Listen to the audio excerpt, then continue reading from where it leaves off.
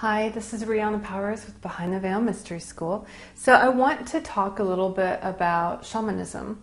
Most people don't really understand what the word means, and I'm actually a professional shaman and psychic medium, and so I just want to clear a few things up. So shamans generally work with the spirit world in some way that's beneficial or helpful to their community.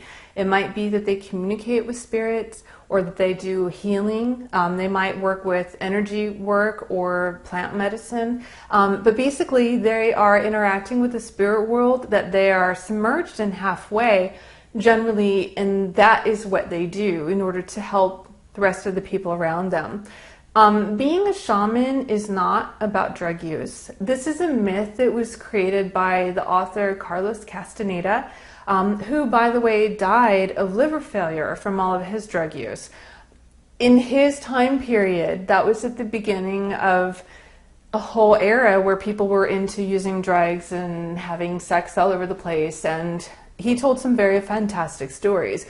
But most shamans actually do stuff. Like, it's beyond storytelling. It's helping people to break through issues in their own psyche. It's to help them with doing spiritual work. It's to help them to be able to grow in their own progress, both as a spiritual person and also in whatever their life path is.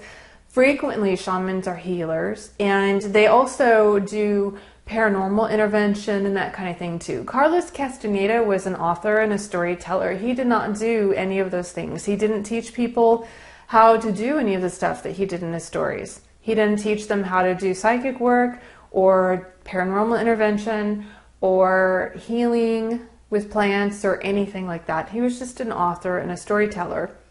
In his time period, the stuff that he wrote about fit that cultural time period. And today is a different time and a different day and age.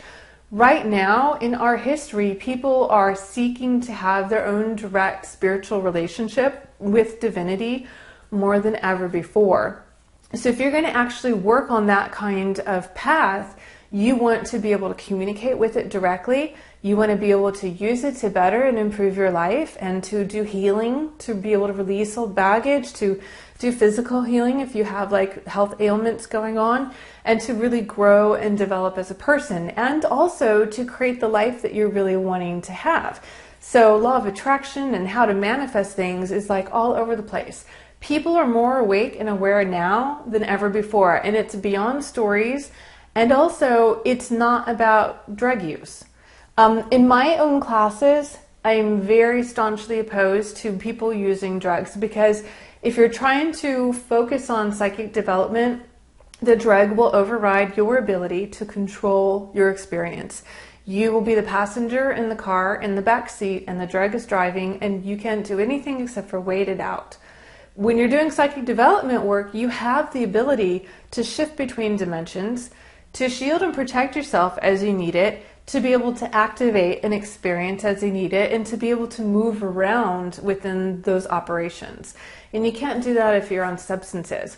I do want to say that the only drug-induced experience in shamanism that I actually do condone is ayahuasca journeys. I don't have experience with some of the other ones like peyote, and I think used in their original appropriate cultural religious context, they can probably be quite helpful. However, many white people tend to go into those religious experiences and abuse them and use drugs excessively. And drug use is not, let me say this differently.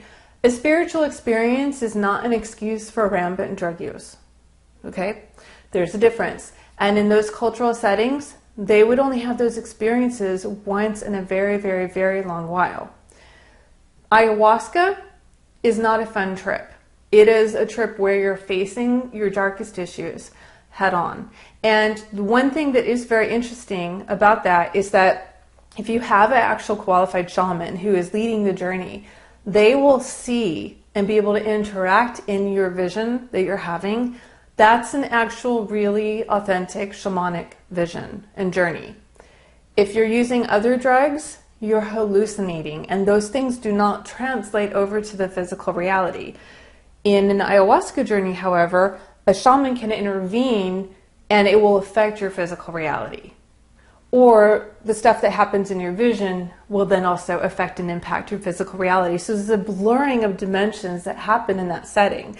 I do want to mention that ayahuasca journeys are illegal in the United States. There is one church that is based in Oregon that is able to use it for religious purposes. All other forms of it are illegal in the US. Many people travel down to Peru, where this ritual and rite originates from, where there are entire camps that are set up with shamans that bring visitors down there and do group healings and events. And these types of events are usually done in a group setting. I do want to mention that right now, as of 2011 and 2012, there is a church that is in that area in Peru that has begun religious killings of shamans. And as of this date, in May 2012, there's been at least 21 of them who have been killed and chopped up with machetes. And so if you're going to go down to Peru, you probably need to do some research and to find out any alerts that are going on. These are religiously motivated killings, and they are coming from religious backgrounds of trying to kill anybody who has a different opinion than your own. So just know that these journeys are heavy-duty work. Most people end up spending the entire night crying and puking. Like, they're very tough and very purging. Generally, if you get through your process, you feel tons better at the end, and you actually are able to cure depression and bipolar disorder and all kinds of things clinically that you could not get cured through any other modern medicine.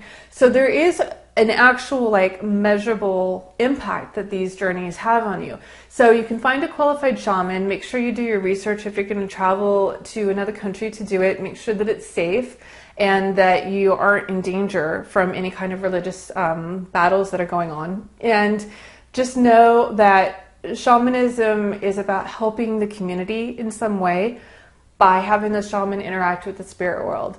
It's not about using drugs, and it's not about telling fantastical stories. It's about healing people, helping people, doing paranormal interventions, doing energy work on them when needed, and doing all kinds of work with herbs usually. So that's what shamanism is, and I hope that this clears some of that up. If you want to get a bunch more free content, go to the link at the end of this, and there's some free training material about psychic development and training, working with your chakras, different challenges at sensitive space, and how to deal with those. So thank you for watching, and I'll see you on the other side.